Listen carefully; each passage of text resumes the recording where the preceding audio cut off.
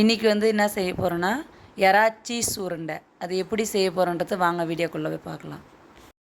2 முட்டை, காரப்பொடி, பெப்பர், பச்சை மிளகா, சால்ட், சீஸ், இஞ்சி பூண்டு பேஸ்ட், ப்ரெட்டு, எறா 1 கப் எறா, 1 ஸ்பூன் இஞ்சி பூண்டு பேஸ்ட், 3 பச்சை மிளகா, 1 முட்டை, தேவையான அளவுக்கு சால்ட்டு, 2 ப்ரெட்டு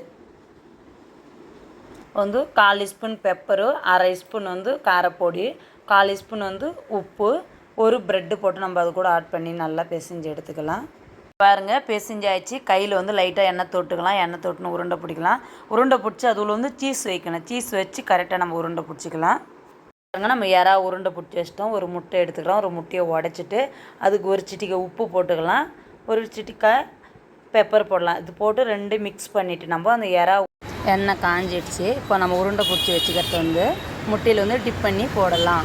நம்ம வந்து ஃபாஸ்ட்டில் வைக்கக்கூடாது, சிம்மில் வச்சு வேக வச்சு எடுக்கணும். இல்லைனா உள்ளே வேகாது. அதுக்காக